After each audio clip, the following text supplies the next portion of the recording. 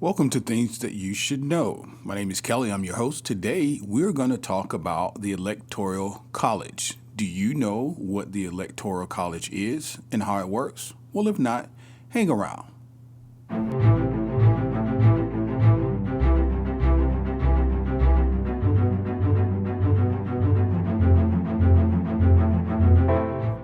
Here at Things You Should Know podcast, our focus varies from commonly asked questions like, what are the top email apps for iPhone users? Or how much does it cost to go to Disney World anyway? To the trending topics of the day, such as, are taxes going up or down? And who's Elon Musk? We shed light on things you probably have always wondered about, but you never got around to investigating them yourself. This podcast brings you the answers to your most commonly asked questions and makes you smarter just by listening. Information empowers, and the more information you have, the better decision you can make, and ultimately, your quality of life is based on the decisions you make.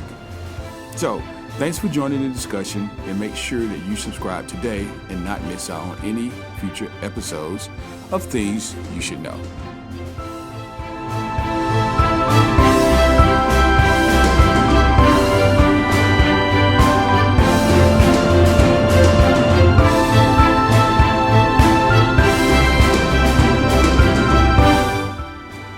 Hey guys, welcome to the show. This is Kelly. I'm your host. I am really happy to bring you aboard since 2021. It's our first podcast, and we're going to jump into some really cool topics, and I feel like you're going to learn a lot. I'm learning a lot, investigating a lot of this stuff. I'm a pretty inquisitive person, a type A logistician. It's my background, my work background. I'm going to tell you a little bit more about myself in a few minutes. But quite honestly, what we do and my thoughts about putting this podcast together are very simple. I find myself questioning a lot, which I hope you do as well. I am a mentor, and I've mentored kids for years. And one of the things that I tell young people is this: you are not yourself until you ask one question. And that question is why? Why do we go to school? Why do I belong to this particular religion? Why do I live in the state that I live in? Why do I feel certain ways about certain societal quote unquote norms? Only until you begin to ask the question why can you definitively say you actually know for yourself that 2 + 2 is 4. When I was a kid, we went to school, and one of the things my math teachers always told me, and this was true all the way up until college, is to show your work. It is one thing to know the answer to a question. It's another to know it for yourself. The difference is many of us don't realize that we are a system. We are a cacophony of our parents, our community, our environment, and we've been bred, we've been programmed, probably is the best word, to some degree, to a large degree, to be who we are today, unless you started the process of deprogramming. How do you do that? Well, you ask why. Why? And you push back against what you consider or may see as a societal norm, and you begin to develop thoughts, ideas, concepts on your own. So Things That You Should Know was bred out of that methodology, that ideology, understanding the world for yourself. So we'll talk about some really simple things here. You know, quite honestly, people should know how to change a tire. Most of us drive, but probably 50% of us only know how to change a tire, which is why AAA and other companies are in business, as well as some deeper trending topics, such as what we're going to talk about today, the Electoral College. The Electoral College. It's a fascinating topic to some degree. Many people don't know what the Electoral College is. Some have not heard of it. And if they have heard of it, they probably could not explain to you in detail what it is, where it's located, who's included, and how it works. And if they can't do that, then they certainly cannot give you the details on how it began. Is it fair? We're going to talk about that today. So let's start at the beginning. Where did it come from? Where did the Electoral College originate? Well, let me tell you what most people believe, or most people understand to be factual. And that is the elections that elect our senators and congressmen and mayors and governors and state legislators and your county commissioners and city councilmen and all that, that is done by what we understand as a popular vote, whoever gets the most votes. Now, sometimes when someone does not get over 50%, and there's a runoff, which this is January 2021. And if you live on the earth, you've heard of the runoff in the state of Georgia, where I lived, and the Senate race runoff. However, for the highest office in the land, we use what's called an electoral college. And that's what we're going to talk about today. When Americans cast their ballots, they are actually voting for a slate of electors. And these electors are appointed by their state's political parties who've already pledged to support their party's candidate. So back up a little bit. Each party has a candidate. Now, there's a process. You know, a president serves for 4 years, but the last year of his presidency, there begins probably a good 6 or 8 months prior to the election. The election's always held in November. What happens is there begins a preliminary casting of characters who will vie for the opposition. So let's say you start off with 16 people, and then you can narrow it down to 10. And eventually you're going to get down to one person in each of the categories, in each of the political parties.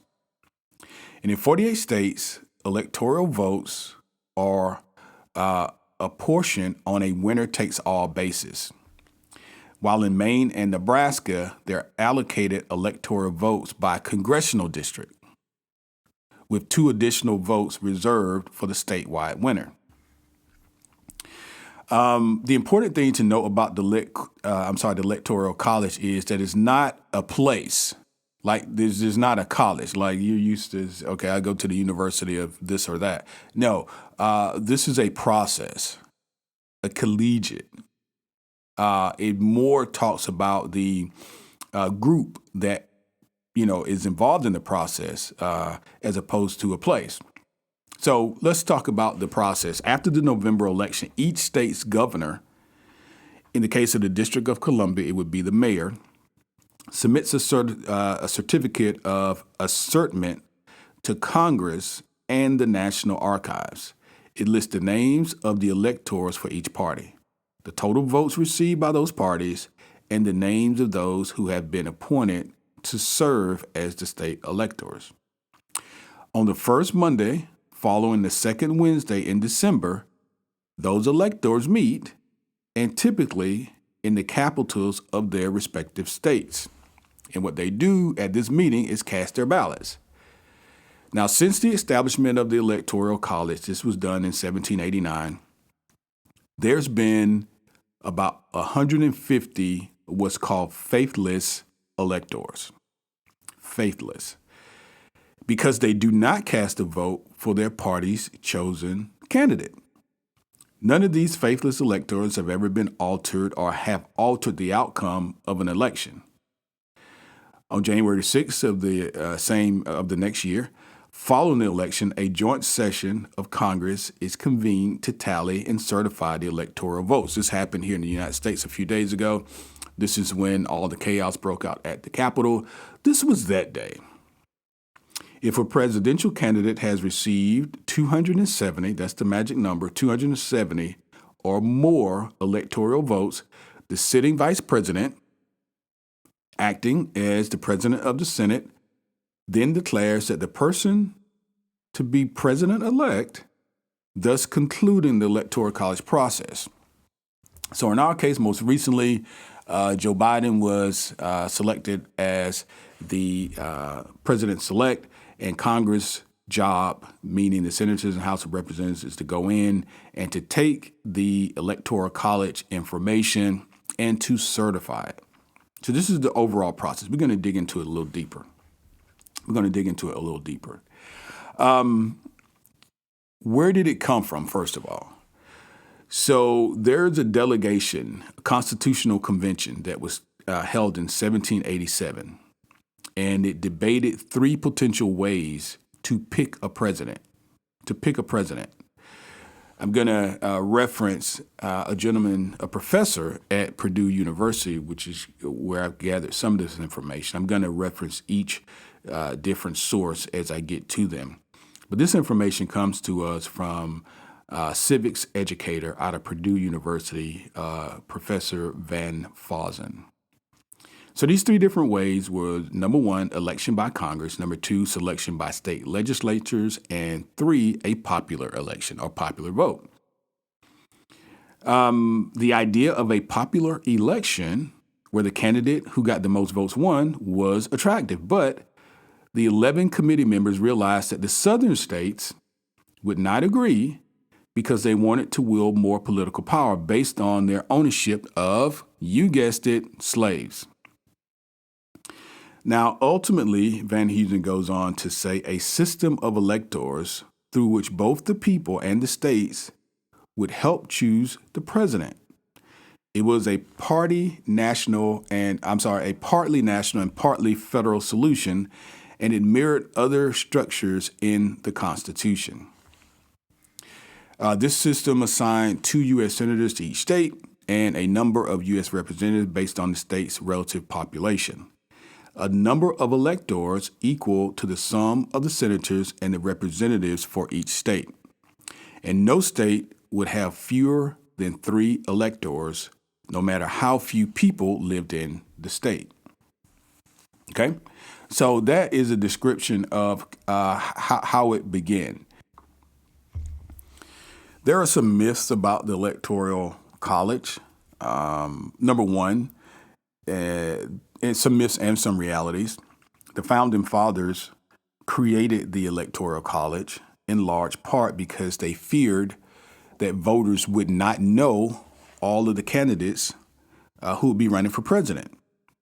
In the time where this was established, 1789, most people never left their home states, and they were not likely to know the candidates from other states, obviously, for president. This is obviously different than what we are subjected to on an election cycle, in the more recent years. We are bombarded and spammed and called, and we see too much. And we'll get into details in terms of what all the implications are there.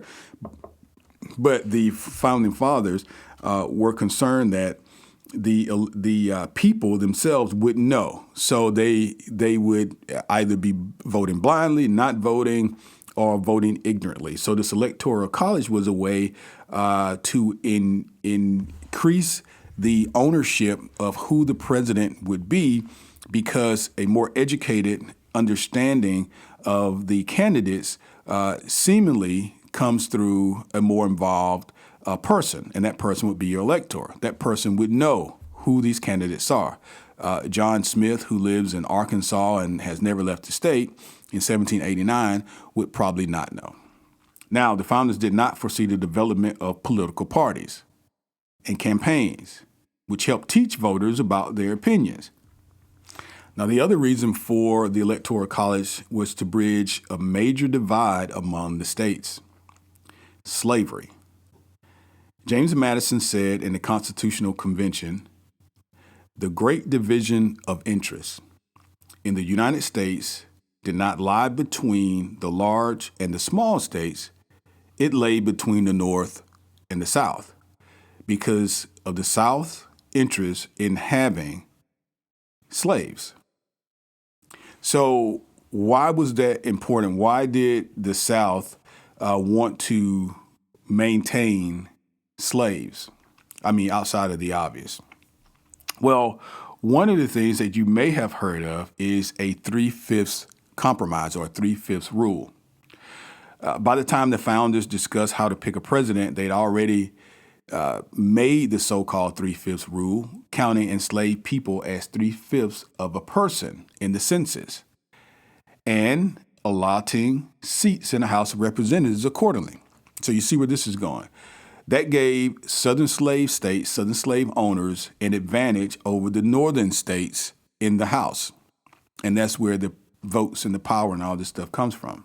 Slave states with many people and with fewer insisted on the Electoral College to preserve this advantage, to give them a similar advantage in presidential selections. Ultimately, delegates to the Constitutional Convention decided that each state would receive votes in the Electoral College equal to their representation in both both houses of Congress. Now, as a result, after the 1970 census, Virginia, for example, got 21 electoral votes, while Pennsylvania only got 15. They both were home to, and you have to remember in this time period, the only folks who were allowed to vote were white land-owning men. So Virginia got 21 electoral votes, 1790 census. Pennsylvania only got 15. This was because there were about 292,000 enslaved people in Virginia. Now, both states had 110,000 free white male adults, and that was the census data. This was the information used to determine who's going to vote.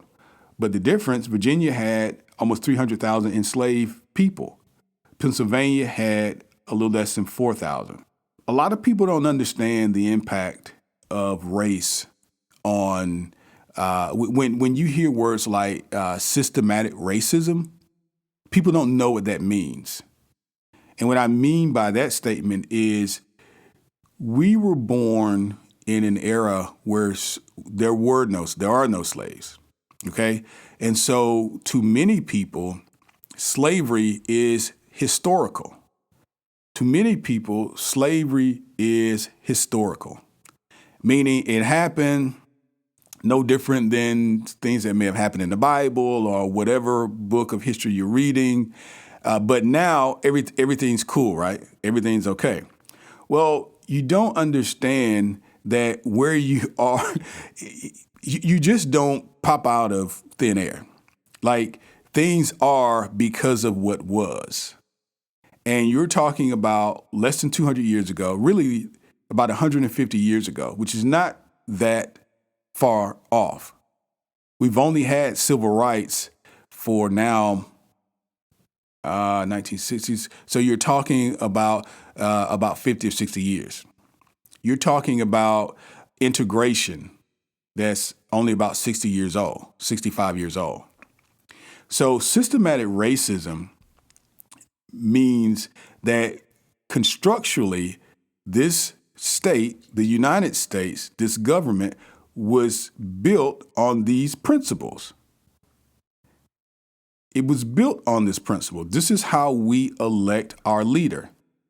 And this was done at the behest and the compromise that, number one, slaves were considered non-human, 3/5 of the person, and the slave owner was given an advantage. And while they're no longer slaves, this system still is in place. The Electoral College, it is still in place. Here's something you'll find interesting as well. This study was done by Professor Blake at the University of Maryland, Baltimore County. He says the system continues to give more power to states whose populations are whiter and more racially resentful. The system continues to give more power to states whose populations are whiter and more racially resentful. His analysis of states' racial breakdowns in electoral votes finds that states whose people exhibit more intense anti-Black attitudes based on their answers to survey questions tend to have more electoral votes per person.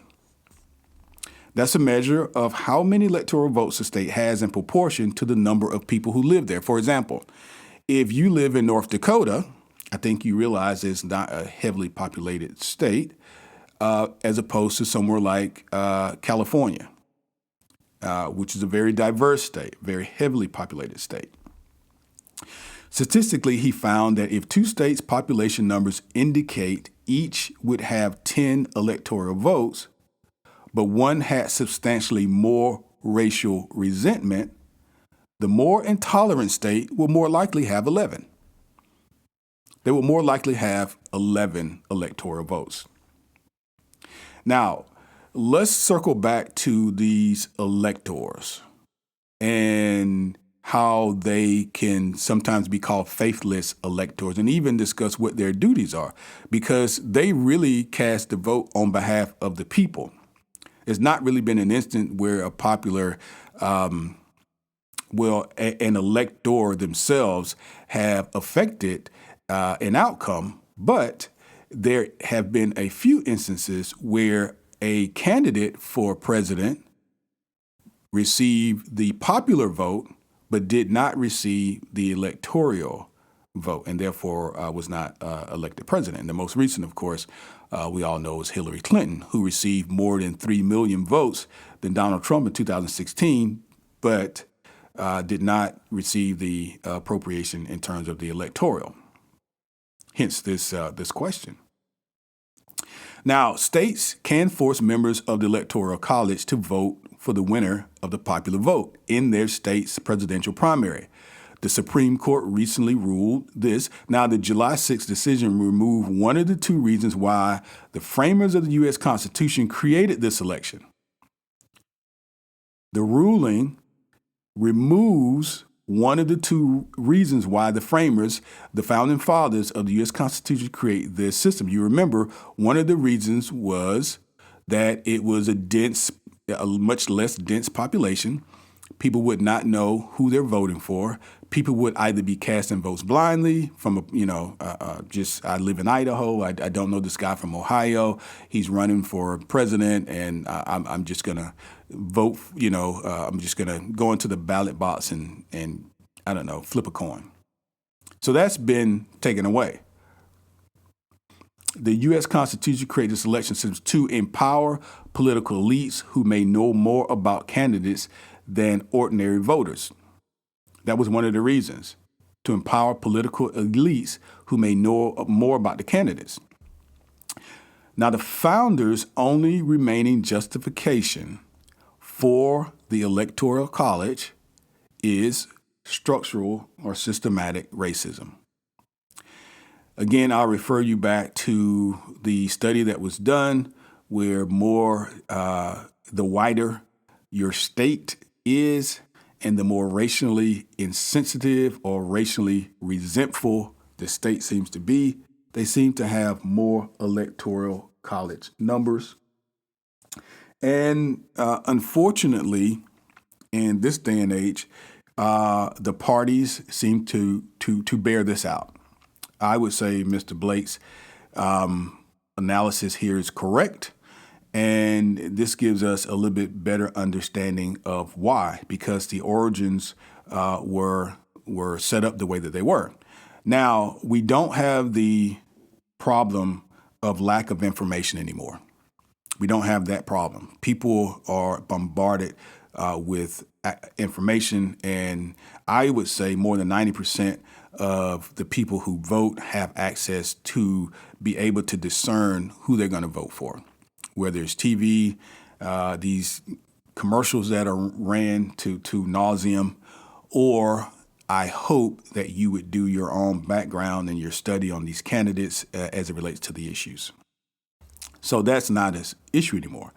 The only other thing would be for certain states to try to maintain certain power, like the southern states did when this initially was negotiated with the northern states when enslaved people were considered only 3/5 of a person. Now, could a president lose the popular vote but still win the election? Yes. Hillary Clinton was the national popular vote by about 3 million votes in 2016. Yet Donald Trump garnered almost 57% of the electoral votes, and that was enough to win the presidency. The same thing happened in 2000. Al Gore won the popular vote. George Bush earned more electoral votes after Florida, the debacle of Florida, was contested in the Supreme Court. Now, what do these two examples have in common? Number one, the Republicans won in both cases. Why? They were able to hold on to more electoral votes. There were not more people voting for it. They had more power because they had more electoral votes. And the Republican states are red, as we always see on the CNN maps. And those states are normally the whitest of white states. Now, here's the question. Will this system ever change? You have to make up in your mind, given the information I provided you, do you even think it needs to change? I understand that people have different opinions and ideas and things like that. And what may seem very clear to one might not be as clear to another. But will the system ever change? This has been a debate, even in the debates that were held in the Democratic primaries for this election cycle in 2020. The presidential candidates debated this. The idea does have public support, but of course it faces partisan divide. Republicans benefit from the electoral clout of less populous rural states. So I'll say that again. Republicans currently benefit from the Electoral College, the clout of less populous rural states. So less populous, more white, rural states is pretty much Republican territory. And that's how they can stay in power, or have been able to in the past. Now, the Gallup reports that 61% of Americans support abolishing the Electoral College in favor of a simple popular vote. And again, we talked about this at the top of the podcast. This is how your governors are elected, your senators, your congressmen, your local council people, your local commissioners, your local mayors. This is how it's done, with one exception, the presidency. For some reason, there's heartache around doing it there. Now, there's a divide, of course, among that 61%. There's a divide within the political parties. The support comes from the Democrats. There's 89% of Democrats that support abolishing them. And there's only 23% of Republicans that present interest in abolishing the Electoral College in favor of a popular vote. Now, one of the things that would have to happen in order for this to be abolished, of course, there would have to be a constitutional amendment, and that would require 2/3 approval from both the House and the Senate, and a ratification by the states, or a constitutional convention called by 2/3 of the states' legislatures. So going through this, I gained a little bit more knowledge about the origins of the Electoral College and what and how it fits into structural and systematic racism in the United States. And I hope that you understand that, putting aside partisan and black and white and these sorts of things, facts are facts. There's a fact that in 1789, there were slaves. Fact. It's fact. 1789, when this constitutional insertion was upheld in terms of how are we going to select a president, there were slaves, and those slaves were not considered a full human being. This happened in this country. So that system that was bred out of that level of unconsciousness still is in existence today. That system. So when you hear the words structural racism or systematic racism, this is part of that. And hopefully it will help you understand how systematically certain groups of people have an advantage and certain groups of folks are at a disadvantage. This is provided for information purposes only, educational purposes. Perhaps you just didn't know. Hopefully you've had an aha moment. I never knew that. I never knew this Electoral College was born out of such an ugly time in our history, and it still exists for no reason. Well, for a reason. So here's the deal, guys. I hope you learned something today. I appreciate you hanging out with me. This is the type of stuff that we're going to delve in all the time. It won't be this same, tone or the same content. I mean, we're going to talk about a lot of stuff. This just is kicking us off. And again, I hope you did learn something today. I'm going to challenge you to go and to subscribe to us on our website and follow us, for our podcast. You can listen to this anywhere you hear podcasts, from Apple Podcasts to Spotify, etc. And I also can reference some of the information and where I got it from. So I'll put that out there as well. So you'll be able to take a look and read for yourself. And my hope is that this will launch you into a little bit deeper investigation, and we can perhaps have some Discord online and talk about some additional information. I'd love to do that. But guys, thanks for checking me out today at Things You Should Know, and I hope you learned something. So check me again next week.